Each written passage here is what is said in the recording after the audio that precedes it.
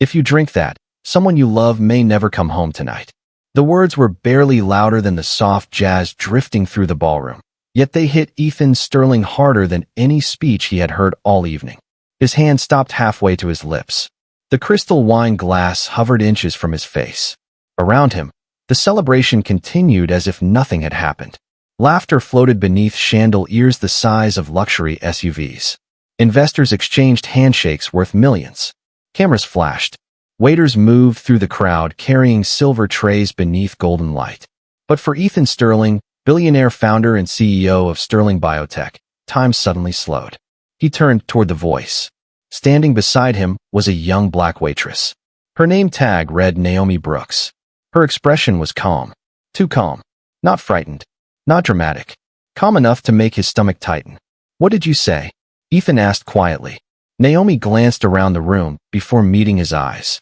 "Please don't drink that, sir." For a second, Ethan almost laughed. Not because it was funny, but because it sounded impossible. This was Manhattan's most exclusive private gala. Security personnel stood at every entrance. Guests had passed background checks. The evening was being streamed to select investors across the country.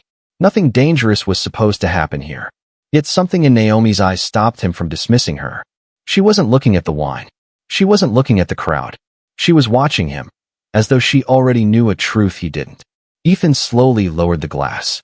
Across the ballroom, nobody seemed to notice. The chairman of a pharmaceutical conglomerate was delivering a toast near the stage. Reporters clustered near the media wall. Wealth moved through the room like an invisible current. Everything looked perfect. But perfection, Ethan had learned years ago, was often where the worst secrets liked to hide. "Why?" he asked. Naomi hesitated. "Just for a moment. Because I think someone switched your drink."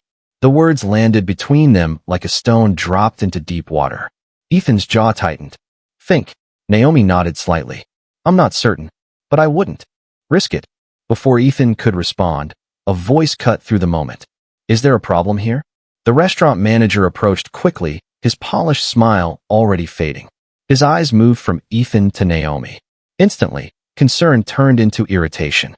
"Naomi," he said under his breath. "What are you doing?" Several nearby guests began turning toward them. Ethan could feel attention shifting. The last thing he wanted tonight was a scene. A $2 billion merger announcement was scheduled in less than an hour. One wrong headline could send stock prices tumbling before sunrise. "Nothing's wrong," Ethan said carefully. The manager forced a laugh. "Of course. I apologize, Mr. Sterling." Then he looked directly at Naomi. "Back to work." Naomi didn't move. The manager's face darkened. "Now." But Ethan noticed something strange. Naomi wasn't staring at him anymore. She was staring across the ballroom. At someone else. Ethan followed her gaze. Near the far corner of the room stood a man in a dark suit. Nothing unusual. Wealthy. Well-dressed. Forgettable. Yet the instant the man realized Naomi was looking at him, he turned away and disappeared into the crowd. A cold sensation crept into Ethan's chest. "Who was that?" he asked. Naomi blinked and looked back at him. "I don't know." "Then why were you watching him?" Her answer came immediately. "Because he was watching your glass." The music continued. Glasses clinked. Conversations rose and fell. Yet suddenly every sound seemed farther away. Ethan looked down at the wine in his hand. Deep red beneath the ballroom lights. Ordinary. Harmless. And yet he found himself wondering how many disasters in history had looked harmless right before everything changed. Naomi took a small step back. "I've said what I needed to say." "Wait." She paused. Ethan studied her face more carefully. Something felt familiar. Not her voice. Not her name. Her face. A distant memory flickered somewhere beyond reach. He couldn't place it, but he knew he had seen her before. Naomi seemed to recognize the realization forming in his eyes. For the first time all night, uncertainty crossed her expression. Just a brief crack in her composure. Then it vanished. "Good luck tonight, Mr. Sterling," she said softly. She turned and disappeared into the sea of guests before Ethan could stop her. He stood motionless beneath the glow of 1,000 lights, the untouched wine glass still in his hand. And for reasons he could not explain, the most powerful man in the room suddenly felt very, very uneasy. The ballroom continued to shimmer with golden light and the soft murmur of wealth, but Ethan Sterling could no longer focus on the music, the polished floors, or the shimmering gowns of investors and guests surrounding him. His mind kept returning to the fleeting figure of Naomi Brooks, moving through the tables with effortless poise, a quiet shadow among the chandeliers and crystal.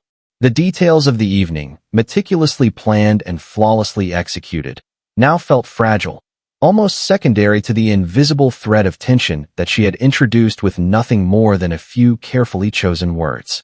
Ethan's gaze drifted across the room, tracing the edges of conversations, the subtle hand gestures of financiers, the clinking of glasses that usually signaled celebration, yet tonight each sound seemed punctuated with potential danger. He realized that he had been relying entirely on the visible, the measured, the rehearsed performances of etiquette and protocol. Naomi operated in a different frequency, one that had him rethinking everything he assumed about control. As he observed her for the briefest of moments, he caught the way she scanned the room, how her eyes flicked toward people who appeared entirely inconsequential, as if she understood the hidden narratives behind every casual movement and sideways glance. There was a sharpness there, a mind operating with clarity and purpose under pressure, yet it was masked beneath the calm professionalism of a waitress delivering water and hors d'oeuvres. Ethan felt a shift in his own body, an awareness of vulnerability he had not permitted himself to acknowledge for decades. Every billionaire instinct, honed over boardrooms and high-stakes negotiations, screamed caution. Naomi moved toward another table, placing a napkin with the precision of a conductor guiding an orchestra, and he noticed she lingered for the merest fraction of a second, observing a man whose posture and subtle glances had somehow escaped the attention of security and staff alike.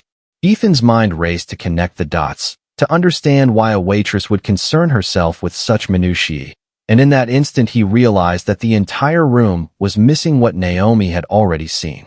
His pulse quickened. The sense of control he usually wielded like armor against unpredictability felt suddenly thin and insufficient. The glow from the crystal chandeliers, which had seemed warm and celebratory moments ago, now reflected like harsh interrogation lights against the polished floor and mirrored walls. Ethan moved slightly, adjusting his cufflinks almost reflexively, yet unable to ignore the unease that settled in his chest. Naomi returned, quietly, her expression unchanged but her eyes conveying a silent urgency. She inclined her head slightly, almost imperceptibly, toward the man she had been monitoring, and then toward Ethan, as if to convey that understanding had already been achieved without a single spoken word. The subtlety of her movements struck him with the force of clarity. This was no ordinary evening, no ordinary gathering, and certainly no ordinary threat. Ethan noticed the tiny details he had overlooked before, the slightly shifted glassware on the side table, the uneven distribution of shadows cast by the low candlelight, the way certain guests' body language betrayed a tension they attempted to disguise behind laughter and polite nods. The realization settled slowly.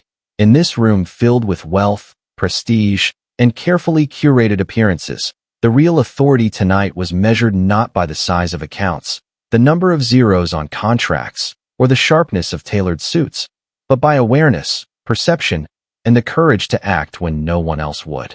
Ethan shifted again, this time purposefully, following Naomi's subtle cues, as if walking a step behind her insight.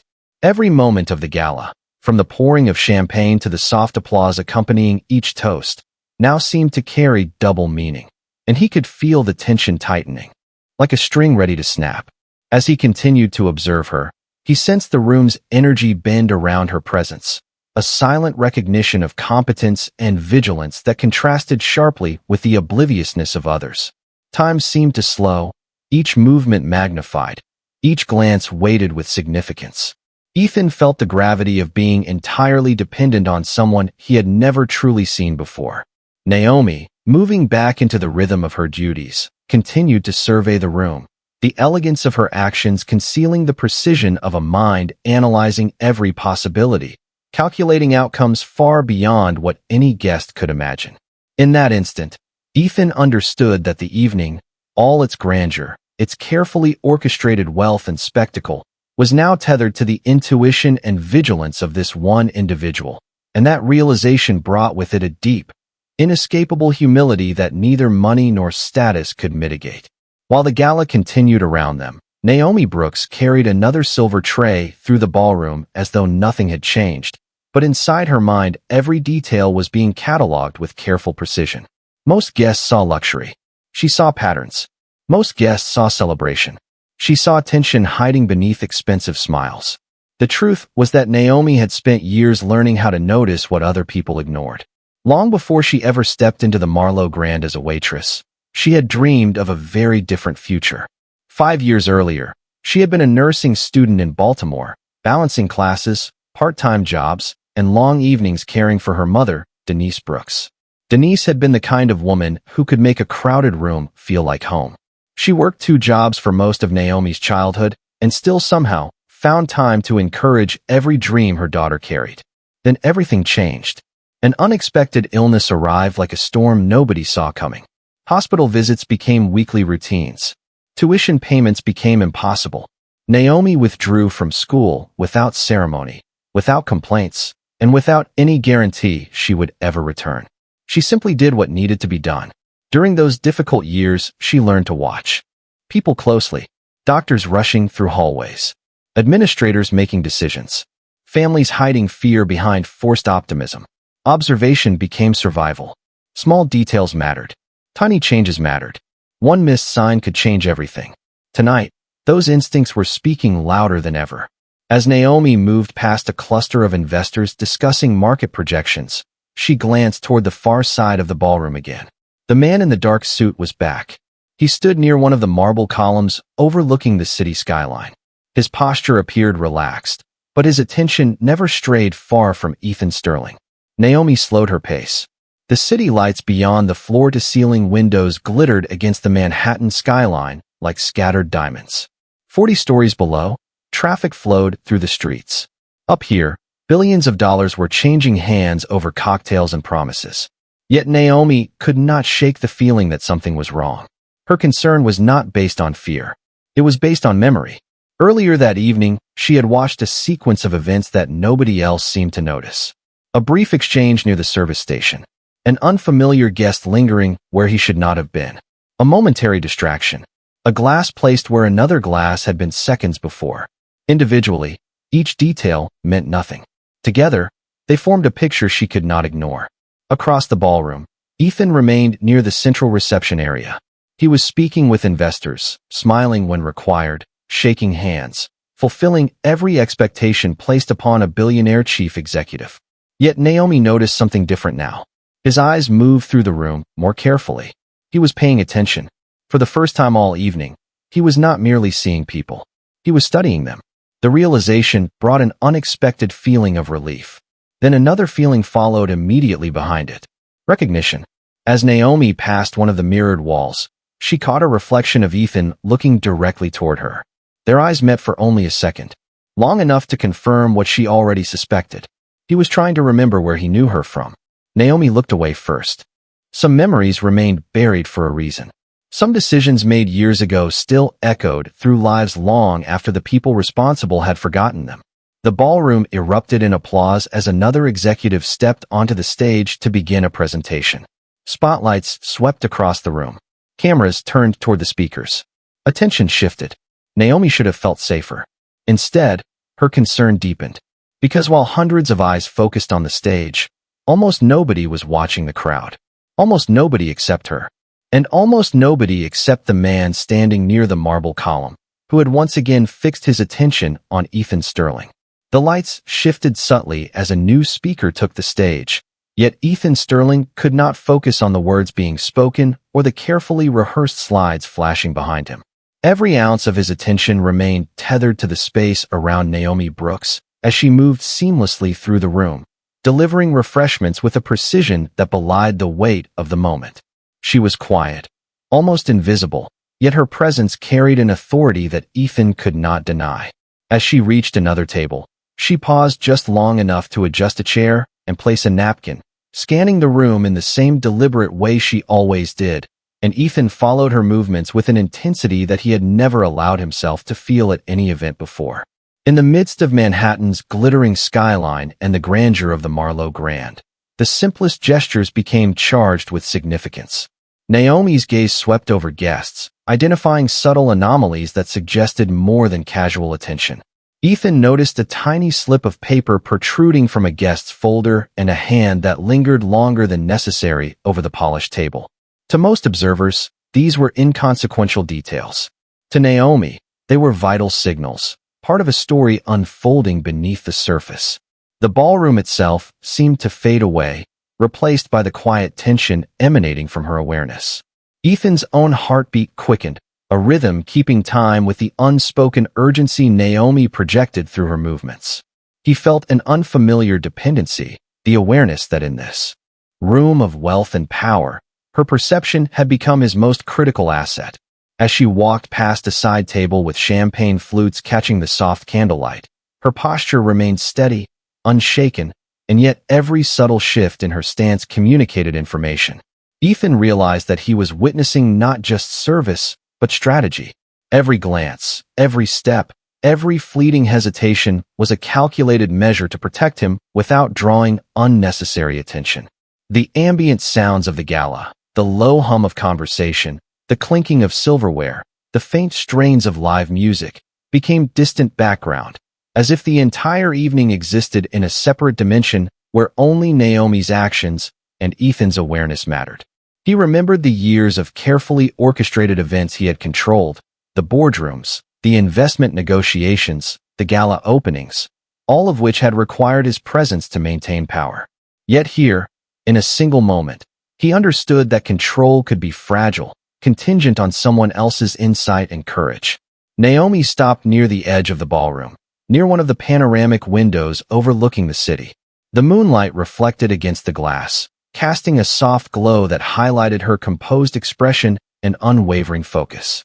Ethan observed her closely, noting how she adjusted a sleeve, shifted her weight, and glanced briefly at the man in the dark suit who had returned to the periphery. A shiver of realization passed through him. Naomi was aware of far more than anyone had imagined. He felt a combination of relief and respect, a rare admission that he depended on the judgment of someone he had never truly seen. For a brief instant, time stretched, and Ethan recognized that the evening's unfolding events, the potential dangers hidden beneath the glittering surface, were being navigated by Naomi's perceptive vigilance. It was in her quiet decisiveness, the subtle but purposeful orchestration of her movements, that Ethan found both reassurance and a humbling reminder. In a world built on wealth and appearances, it was insight, attention, and courage that carried true weight. The grandeur of the room, the opulent decorations, the murmurs of influential guests, all receded into the background as Ethan followed Naomi with his eyes, silently acknowledging the unspoken truth that she had already claimed the space in which real authority and protection now resided. The presentation on stage reached its climax as applause rolled across the ballroom like distant thunder, but the tension beneath the evening's polished surface continued to grow. Ethan Sterling remained near the reception area, surrounded by investors eager to congratulate him, yet his attention drifted repeatedly toward Naomi Brooks. He could not explain it. Every instinct told him to return to business, to focus on the merger, the speeches, the cameras, and the expectations resting on his shoulders. Instead, his mind kept circling back to the quiet certainty in Naomi's voice and the warning she had delivered without hesitation. Across the room, Naomi carried an empty tray toward the service station. The moment she disappeared behind the swinging doors, Ethan felt an unexpected sense of unease. It was irrational. He had spent his life solving billion-dollar problems, navigating economic uncertainty, and making decisions that affected thousands of employees. Yet somehow the absence of one waitress made the room feel less predictable. Nearby, two members of the event staff began discussing seating arrangements for the final portion of the evening. Ethan listened absent-mindedly until one detail caught his attention. A special guest was scheduled to arrive shortly. His daughter, Lily Sterling. A small smile touched his face. 12-year-old Lily had been delayed by a school event and was expected to join him before the final announcement. She loved seeing the skyline from the ballroom windows and had insisted on attending part of the gala despite the late hour. The thought of seeing her softened something inside him. Then the smile faded. Without warning, Naomi emerged from the service corridor much faster than before. Her composure remained intact, but her pace had changed. Ethan noticed it immediately. She moved directly toward him, weaving through clusters of guests while maintaining the appearance of professionalism. When she reached his side, she lowered her voice. "Mr. Sterling, where is your daughter?" Ethan stared at her. The question caught him completely off guard. "Why?" Naomi glanced toward the ballroom entrance. "Please answer me." The urgency in her tone sent a chill through him. She should be arriving any minute. Naomi's eyes narrowed slightly. For the first time all evening, genuine concern appeared on her face. She looked toward the front entrance again, then toward the man in the dark suit standing near the marble column, then back to Ethan. The pieces seemed to be moving inside her mind faster than he could follow. "What is it?" Ethan asked. Naomi hesitated. "I am not sure yet." That answer would normally have frustrated him. Tonight it terrified him. Before either of them could say another word, a burst of applause erupted near the ballroom entrance. Several guests turned. Cameras shifted. A luxury elevator had just opened. Ethan followed the movement and immediately recognized his daughter stepping into the ballroom beside a member of his security team. Lily wore a navy dress and carried herself with the confidence only a child could possess.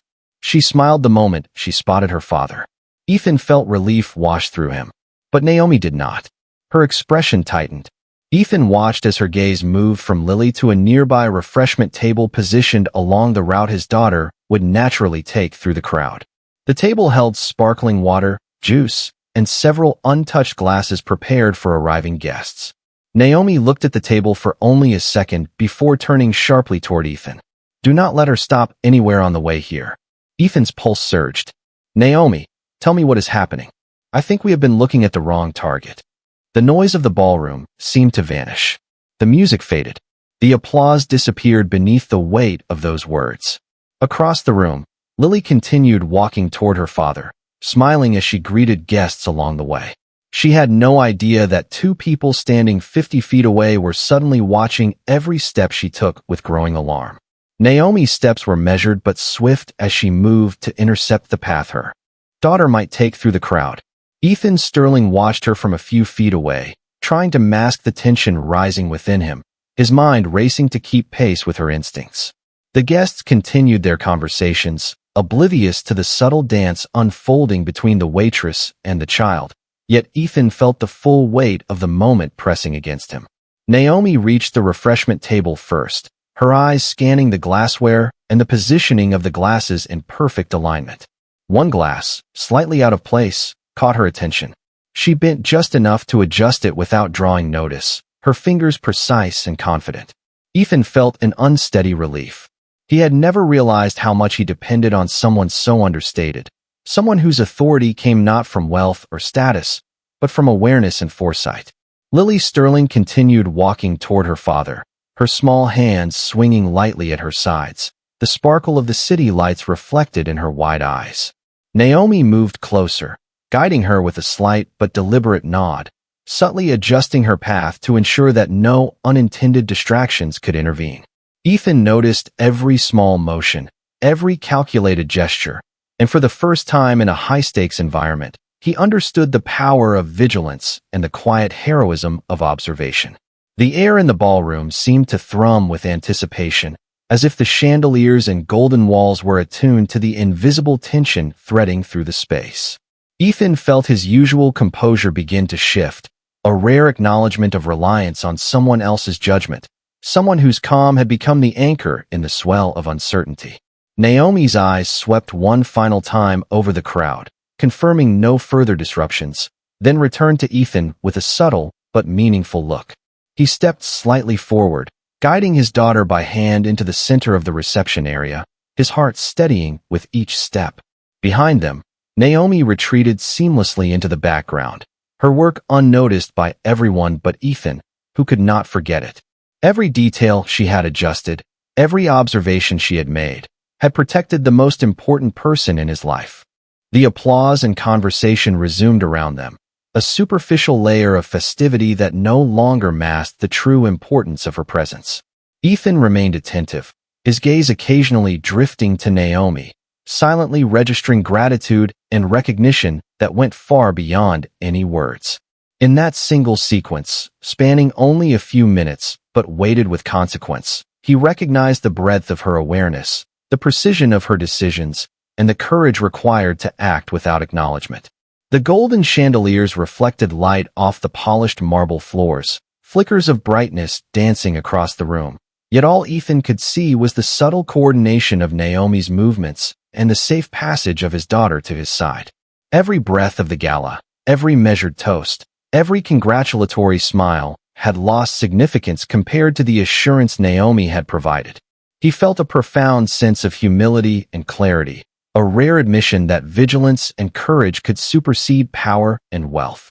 Naomi adjusted a napkin one final time, a motion so quiet it could have gone unnoticed, yet it carried the weight of mastery and careful attention, and Ethan understood fully that the evening, the gala, and perhaps even the outcome of the future ventures he had worked to secure, had been silently safeguarded by her precise awareness and unwavering focus.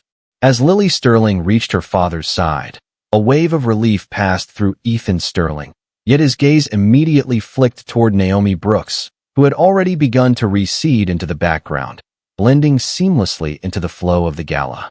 He realized that the quiet confidence she had exhibited, the precise timing of her interventions, and the awareness of the room's hidden dynamics had ensured the safety and well-being of his daughter without anyone else even noticing. Naomi moved with purpose, yet effortlessly, as if the intricacies of the evening were second nature, her actions synchronized with the rhythm of the event while remaining completely unobtrusive. Ethan watched as she paused briefly to adjust the alignment of glasses on a side table, the smallest correction carrying enormous weight in the chain of events that had just unfolded. The room continued its cascade of laughter, applause, and polite conversation, unaware of the tension that Naomi had diffused and the potential disaster she had prevented. Ethan's mind replayed every subtle gesture she had made, each observation she had acted upon, and he understood that this was the first time he had felt completely dependent on another person's insight in a public setting, a feeling both humbling and profoundly enlightening. His daughter's laughter, the sparkle of her dress in the soft light, and the warmth of her hand in his own reminded him of what truly mattered beyond negotiations, contracts, and market strategies. Naomi had intervened without fanfare, without expectation of recognition, and had demonstrated a courage that relied not on position or authority, but on the willingness to act decisively in the face of uncertainty. Ethan's usual composure, carefully maintained through years of high-stakes corporate maneuvering, gave way to a rare acknowledgement of gratitude and respect for the quiet heroism of observation and foresight. The chandeliers cast a golden glow that reflected off polished floors, highlighting the movement of staff and guests. Yet all Ethan could focus on was Naomi's continued vigilance, her subtle adjustments, and the certainty with which she navigated the space. Each moment emphasized the delicate balance between appearance and reality, between celebration and the underlying currents of risk that could change everything in an instant. Ethan felt a deep awareness of how rare it was to witness such competence combined with integrity, the type that influenced outcomes without demanding attention or applause. Naomi's calm assessment of the room and decisive, silent actions had not only ensured the safety of his daughter, but had also altered his perception of authority and power, showing him that the ability to protect, anticipate, and respond was as vital as wealth, status, or influence. As she finally stepped toward the service corridor, blending back into the flow of the evening as if she had never been there, Ethan allowed himself a long exhale, the first in hours that felt unforced. He turned to Lily, drawing her closer, but his eyes constantly returned to the corridor where Naomi had disappeared, silently acknowledging the quiet mastery that had safeguarded everything he valued.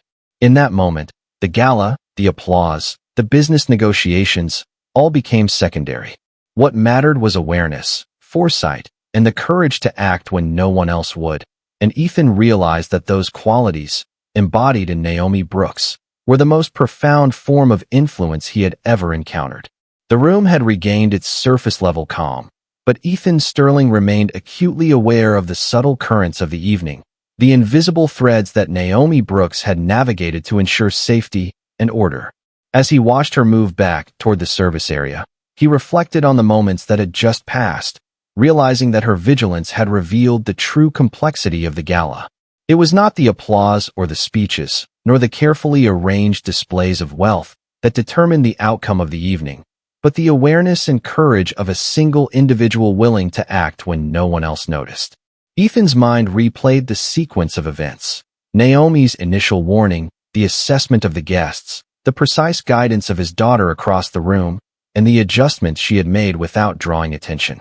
Each act had a deliberate timing that, if altered even slightly, could have changed everything. He considered the magnitude of her insight, the way she had perceived what no one else could see, the invisible patterns and signals that spoke volumes only to someone truly attentive.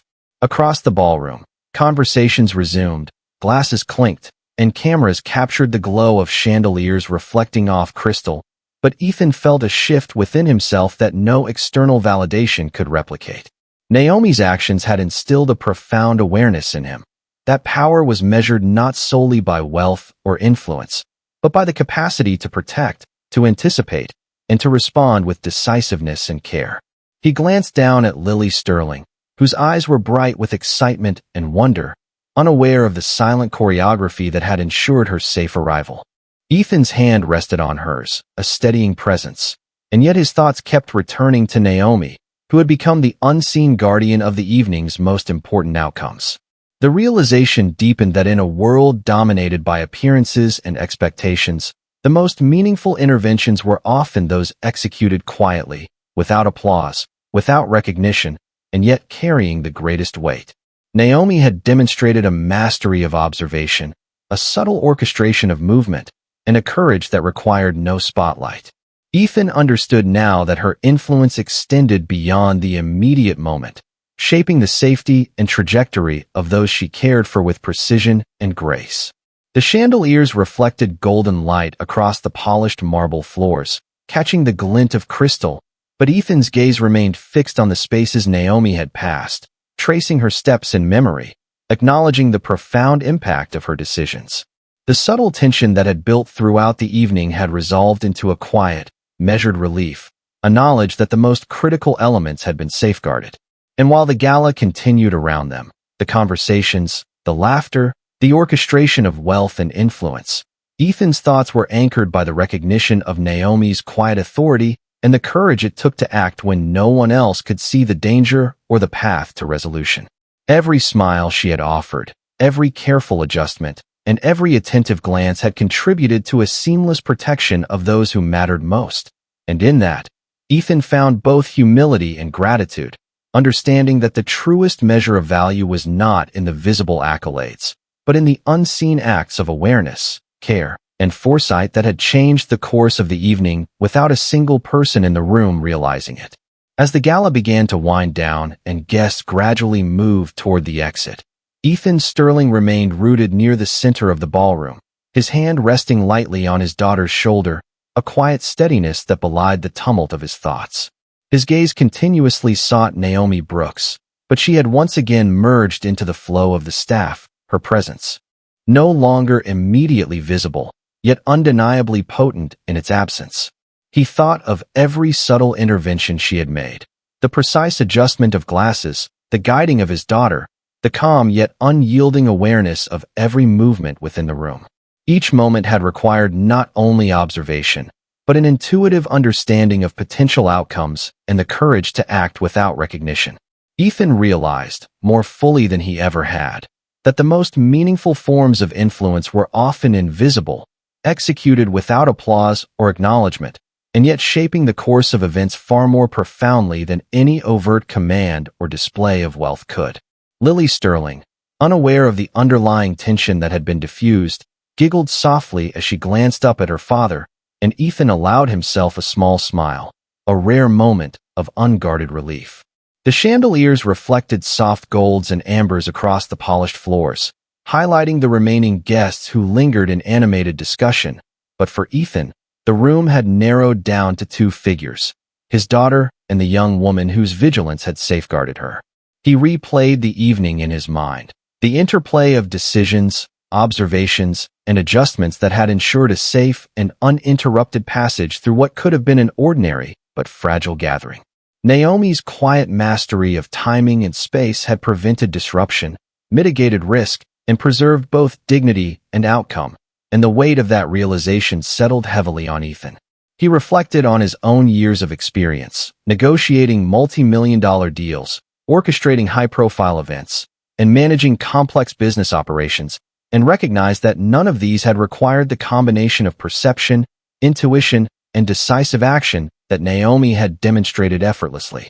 As the last of the guests departed and the soft music faded into the background, Ethan took a moment to allow the full breadth of his gratitude and respect to form, a recognition not just for what Naomi had done, but for the principle that courage, foresight, and attentiveness could override the influence of power, wealth, and expectation. He turned once more to the corridor through which she had vanished, understanding that her actions had not only safeguarded the immediate moment, but had quietly instilled in him a lesson on the value of unseen vigilance and integrity.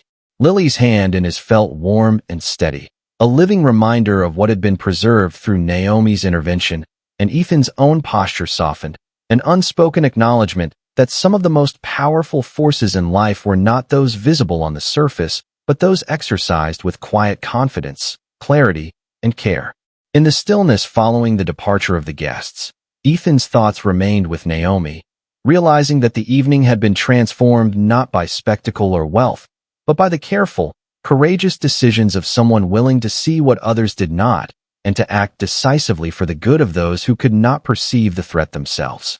The ballroom, now echoing with emptiness and faint traces of celebration, reflected the lingering light from the chandeliers across polished floors, yet all Ethan could focus on was the presence, now gone from sight, but indelibly etched into his awareness, of Naomi Brooks, whose quiet heroism had shaped the night and left an enduring impression of the true weight of observation, foresight, and moral courage.